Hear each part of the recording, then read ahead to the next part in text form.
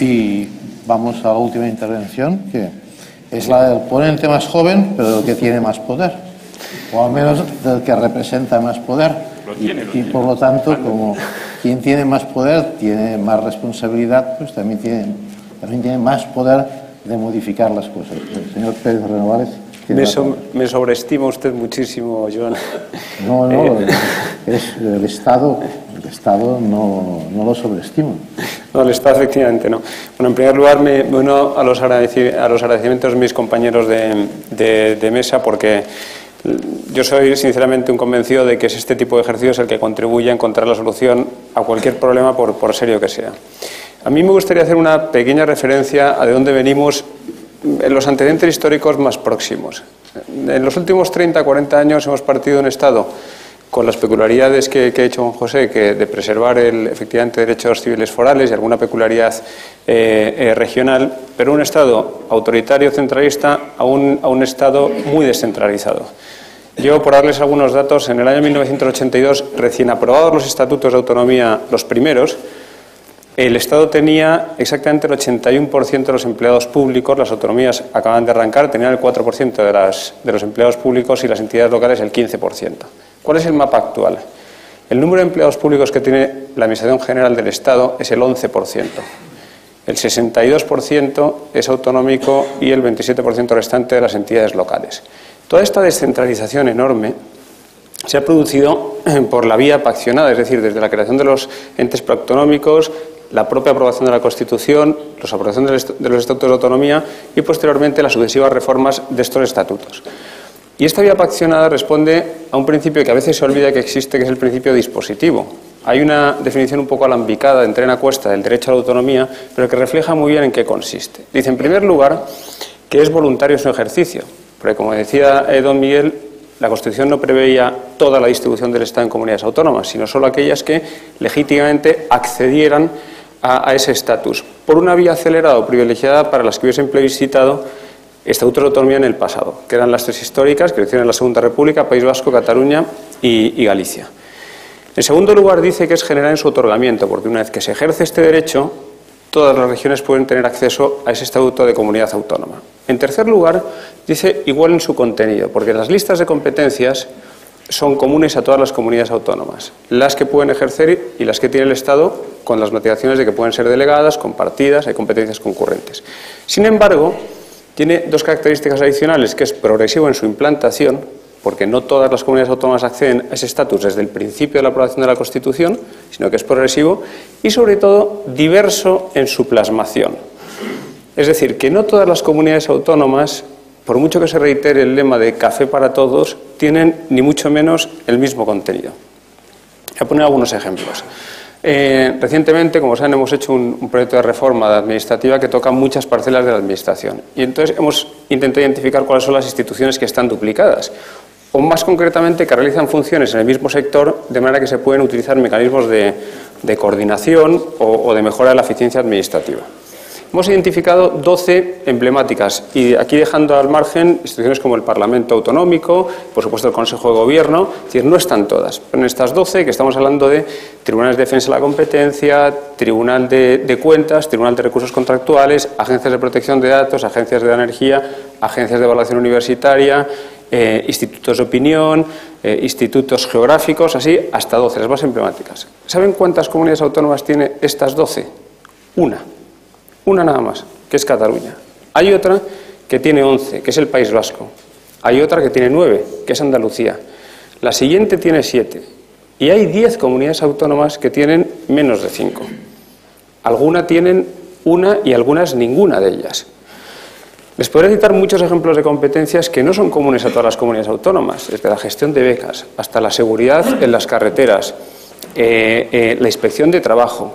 Hay muchas competencias que no son ni mucho menos generalizadas en el Estado autonómico español. Con lo cual, yo rechazo un poco la idea de que el café para todos sea exactamente así, sino que hay distintos grados de ejercicio de competencias autonómicas, de manera que esa igualdad no es tan existente como se suele decir. Entonces, en este escenario, en el que toda esta evolución se ha producido por la vía paccionada, ¿cuál es la postura que a mi juicio tenemos que seguir? sencillamente identificar bien el problema. Es decir, negar su existencia es un error mayúsculo, pero identificarlo mal también. Y creo que se tiene que huir de soluciones reduccionistas, de decir, bueno, aquí lo que se plantea es el encaje de Cataluña en el Estado español y que, por tanto, hay que buscar una solución que afecte a toda la configuración del Estado. Habrá que ver qué es lo que funciona bien y qué es lo que funciona mal. Y habrá que ver exactamente cuáles son las cosas que se pueden mantener y cuáles se tienen que mejorar. Además, yo también soy muy poco partidario de intercambiar reproches, pero lo que sí que creo que debe hacerse es identificar adecuadamente, o como mínimo, explicar la realidad de los mal llamados agravios. Y voy a citar algunos ejemplos. Aceptamos con naturalidad soluciones que vienen de la Unión Europea. Por ejemplo, si un banco se constituye en Alemania o en Holanda, puede venir a España, abrir sucursales, prestar servicios financieros sin ningún tipo de autorización, ni del Banco de España ni del Ministerio de Economía. Recientemente se ha aprobado la Ley de Garantía de Unidad de Mercado, que establece que hay que aplicar en España el mismo principio, que si una empresa está autorizada a operar en una comunidad autónoma, pueda hacerlo en el resto de comunidades sin necesidad de una nueva autorización, lo cual beneficiará obviamente a muchas empresas catalanas, del País Vasco y del resto de comunidades autónomas. Esto se dice, bueno, es que mina la competencia autonómica para dar esa autorización a esa empresa. Bueno, si nos parece bien a nivel comunitario, debería parecernos bien, o que es igual de beneficioso para la economía y para el bienestar de los ciudadanos en el caso de que lo apliquemos en el Estado español. Otro ejemplo. ¿Saben ustedes que un producto agroalimentario etiquetado solo en español puede circular por todo el territorio nacional sin necesidad, o mejor dicho, sin obligación de someterle a un doble etiquetado en una lengua cooficial, no porque lo diga ninguna norma española, sino porque lo dice un reglamento comunitario? Y no creo que cuando se aprobase ese reglamento comunitario pensásemos que era un ataque al autogobierno de ninguna comunidad o una lesión de las competencias que pueden ejercer en virtud de sus estatutos de autonomía o las leyes que le atribuyen determinadas funciones. Con lo cual, a lo que voy es que hay que identificar perfectamente qué es lo que funciona mal y, en cierto modo, desmentir algunos agravios que se vienen produciendo, que se dan por sentados, pero que realmente son tales. Hace poco se aprobó en Bélgica la llamada sexta reforma del Estado, que como una de las novedades implicaba la atribución a las comunidades y regiones funciones en materia de ayudas a la juventud, subsidios familiares, atención sanitaria ambulatoria y algo de políticas de empleo. Estas cuatro parcelas, no algunas funciones dentro de estas áreas, todas son ejercidas completamente por las comunidades autónomas. Con lo cual, tenemos un Estado muy descentralizado en el que las comunidades autónomas ejercen muchas competencias y que, como decía anteriormente, no es exactamente tan igual en todos los casos como se suele decir. Cuando se plantean soluciones a este problema, también hay que adoptar un enfoque hasta cierto punto pragmático. Es decir, habría que poner en una lista lo que funciona bien y lo que funciona mal y las consecuencias de las soluciones que se plantean. Es decir, si alguien se detiene a pensar cuáles son los inconvenientes que para un independentista implica la permanencia de Cataluña en el Estado español y cuáles son los inconvenientes de una independencia, el análisis sencillamente no se sostiene.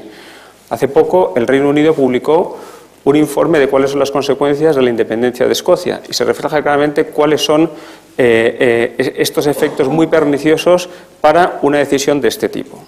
Entonces, se hacía aquí referencia a la evolución de las encuestas, que efectivamente reflejan una polarización de las posiciones en todo el Estado español y en particular en Cataluña. Lo que también sería recomendable es que todas esas encuestas se hicieran teniendo toda la información, de manera que si las consecuencias de una solución que se está planteando son, por ejemplo, la salida de la Unión Europea, que se diga claramente y que no haga falta que venga una institución comunitaria o incluso un Estado extranjero distinto del español para ponerlo sobre la mesa y que entonces ya se acepte cuando en el principio se dudaba de ello. Se suele identificar, por otra parte, cuando se alude a la posición del Gobierno, como una postura inmovilista, la defensa de la legalidad a ultranza o de la Constitución a ultranza. Claro, yo es que creo que no es una opción. Es decir, es que es una obligación de todo gobernante. Es que cuando alguien toma posesión, pues jura por meta acatar las leyes y hacerlas cumplir. Permítanme poner un ejemplo. Muchos de ustedes participan en el sector privado. Imagínense que en una empresa, una rama de actividad dice, bueno, esta empresa está mal gestionada, nosotros queremos que solos por nuestra parte lo podemos hacer mejor y la solución pasa por la escisión de la compañía. Y lo plantean. Entonces alguien puede decir, bueno, claro, pero es que una escisión requiere que se vote en la Junta General de Accionistas, donde están ustedes con sus acciones, pero luego el resto de accionistas. Y la respuesta fuese, no, esto es una... Están negando nuestro derecho a ir por esta vía, habrá que buscar una solución. Bueno, pero es que es lo que dice la ley. Y en este caso lo que dice la Constitución. Y la Constitución no es imposición de nadie. Fue votada por todos los españoles conteniendo el mecanismo de reforma para este tipo de cosas en su propio articulado. Voto que, por cierto, en Cataluña tuvo un respaldo del 90% superior a la media española. Con lo cual, cuando alguien plantea algo que en definitiva supone una modificación de la Constitución, pues tenemos que seguir el procedimiento previsto en ella para seguir ese cauce. Y si no, sencillamente no se puede plantear. He tenido oportunidad de ver la entrevista que hizo el presidente Artur Mas en la BBC. Le planteaban si la conducta era ilegal. Él decía que habían encontrado 5 vías legales para hacerla. Una de ellas, por cierto, es precisamente la de la reforma constitucional. Es decir, lo que pasa es que implica el referéndum, pero en toda España, tal y como prevé el propio procedimiento de reforma previsto en la Constitución. Y entonces el presentador le decía, bueno, y si llevasen a cabo la consulta, usted reconoce que lleva a una crisis constitucional no solo en España, sino en la Unión Europea. Dice, sí, pero en ese caso tendrá que haber algún tipo de reacción del gobierno español. Y el presentador le dice, bueno, entonces esto es un poco wishful thinking. Dice, bueno, sí, es wishful thinking y es política. Tenemos que encauzar el sentimiento de un pueblo. Bueno, yo creo efectivamente que la misión de un gobernante es interpretar lo que le piden los ciudadanos y buscar soluciones para hacerlo efectivo. Pero esas soluciones tienen que ser posibles y beneficiosas para los ciudadanos. Porque si resulta que lo que se plantea es algo que implica una ruptura con la legalidad constitucional de imposible aplicación por parte del Gobierno central a quien se está solicitando y que además genera consecuencias muy perjudiciales para las dos partes, pues creo que flaco favor estamos haciendo a ese pueblo que decimos representar. En este escenario, ¿cuál es la solución? Pues yo desde luego creo que la hay. Creo que además, efectivamente, hay muchos temas de los que hablar, muchas soluciones que tratar, mucha pedagogía por hacer y muchos lazos afectivos por fortalecer. O sea, yo sinceramente pienso que llevamos un país con una historia muy complicada durante siglos, que somos un modelo para muchos países de nuestro entorno, y coincido con lo que decía Juan José. Si resulta que no somos capaces de encontrar entre todos una solución para resolver este problema, manteniendo las bondades del modelo que disfrutamos, mal estamos. Yo por eso creo que hay que identificar los aspectos del problema que se pueden solucionar, hablar entre todos y encontrar algo que funcione. Algo que funcione para resolver este problema. Hay que tener en cuenta que cuando se plantean soluciones que afectan al modelo de Estado, el modelo de Estado es algo que compartimos todos. La evolución de las encuestas efectivamente ha sido así. Es decir, hay una polarización de las posiciones, tanto las más favorables a la independencia como las también más favorables a un mayor centralismo en la configuración del Estado español. También coinciden con el planteamiento de este debate. Entonces, claro, cuando tú tienes dos posiciones extremas es muy difícil llegar a una solución de consenso, con lo cual es mejor adoptar una postura bastante más pragmática para encontrar algo que satisfaga a todas las partes implicadas. Muy bien, señor Pérez de Nogales, muchas gracias por su intervención.